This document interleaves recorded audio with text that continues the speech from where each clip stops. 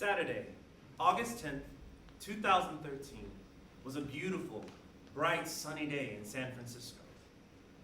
You know, there are some days where you can remember exactly where you were when something significant took place, such as 9/11 or the 1989 San Francisco earthquake, or the time your baseball team won the World Series, or when your football team won the Super Bowl. And this date was one of those days for me. That day, my theater company, AfroSolo, hosted a community health fair event to help low-income youth and families of the Western Addition prepare for the new school year. This San Francisco neighborhood has had a difficult past. Every year since the early 2000s, Mo Magic, a collaboration of neighborhood-based nonprofit organizations, hosts a back-to-school event at the Ella Hill Hutch Community Center, an oasis for the youth in the area. In 2006, AfroSolo began collaborating with them to host a community health fair as part of the event. Between 10 a.m. and 1 p.m., we served over 1,500 people. In the health fair area, 40 booths offered healthcare screenings for dental health and diabetes, HIV testing, acupuncture, basic medical checkups, and other community services. Families had to stop by at least 7 tables, get a card stamped, in order to get some of the prizes. The biggest prize were backpacks, filled with supplies each child needed to get the school year off to a great start. In addition to the backpacks, we had food, games, prizes, giveaways, music, face painting, and other things. Now, the event was a great success. Seeing the families and the happy kids leave ready for the school year really warmed my heart. To reward myself for organizing and help running the event, I attended a concert that evening. It was being held in conjunction with America's Cup Yacht Race, being held in San Francisco. Now, I was feeling good.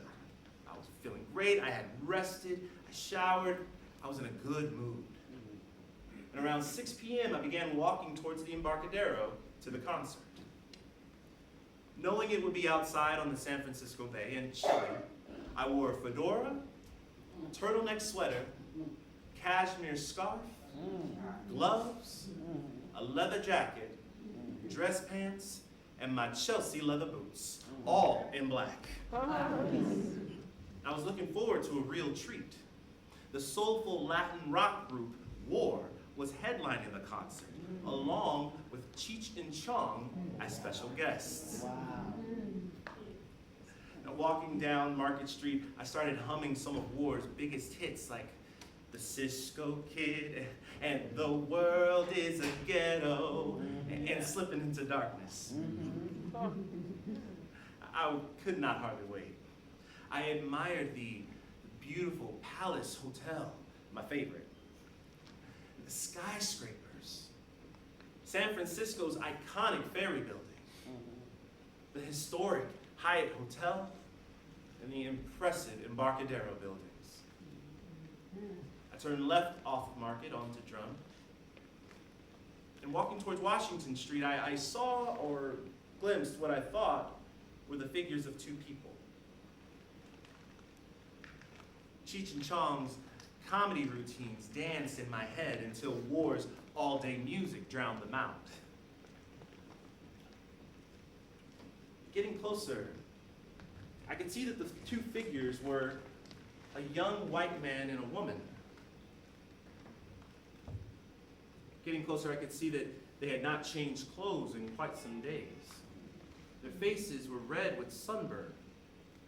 They were standing on the street corner alongside rolled-up sleeping bags and a couple of bags of belongings. I could see their hands had not been washed in a few days. Their clothes had holes in them and were torn at places. Their hair was long, stringy, and matted. It was clear that they had either not been home in some time or were homeless. walking by. I tipped my hat with a friendly, "Hello." By then, War's "Why can't we be friends? Why can't we be friends?" was playing in my mind, so I kept walking. About 100 steps later, I thought I heard "Grr." Focused on the music and excited for the concert, I thought I was hearing things.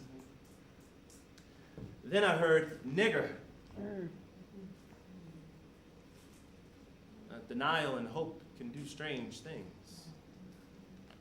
No, you didn't hear that. You couldn't hear that in liberal San Francisco. Get to the concert. A few seconds later, I heard, "Nigger, go back to where you came from."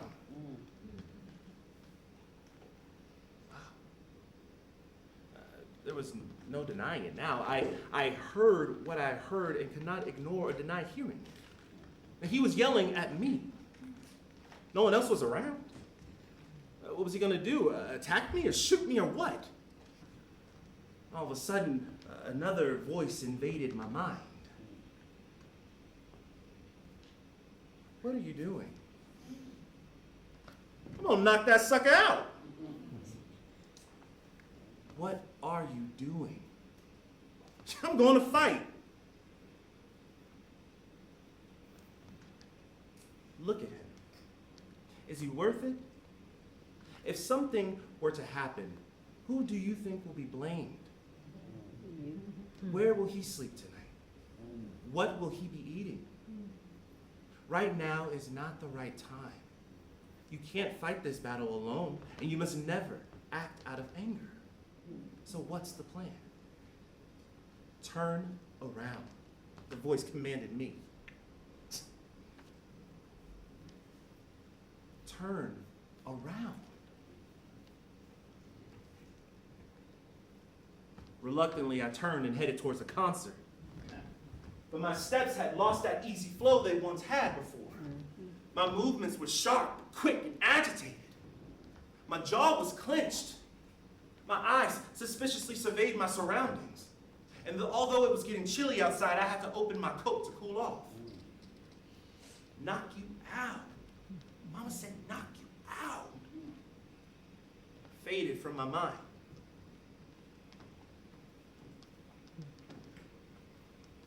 Within 10 minutes, I could see the concert venue. And there was a long line of people waiting to get in.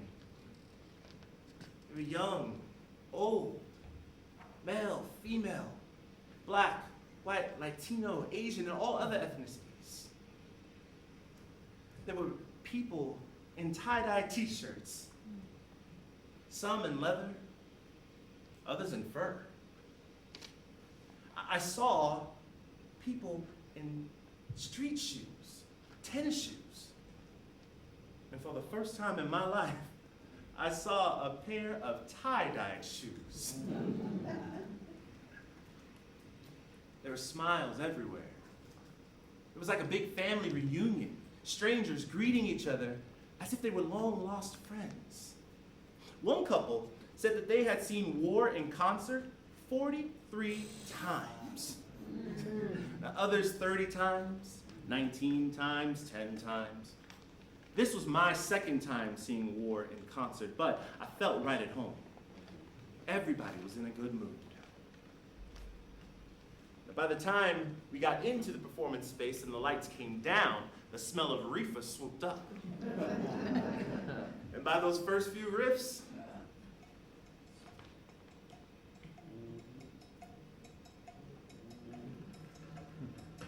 when Lowrider started playing, the crowd went wild, and I went wild with them. That blend of jazz, rock, soul, Latin music mesmerized us all, and the joints passed around freely. Now, when the band started playing Spill the Wine, I had a flashback to what that white man yelled at me. "Nigger, go back to where you came from." But like the voice told me, I let it go. This concert was too thrilling to let that jerk spoil it. When the war started playing Slipping Into Darkness, the crowd went even wilder. Plus more reefer inhaling ensued.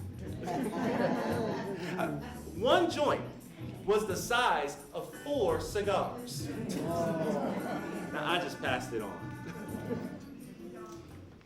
Now, if memory serves me, war ended the concert with their anthem, Why Can't We Be Friends?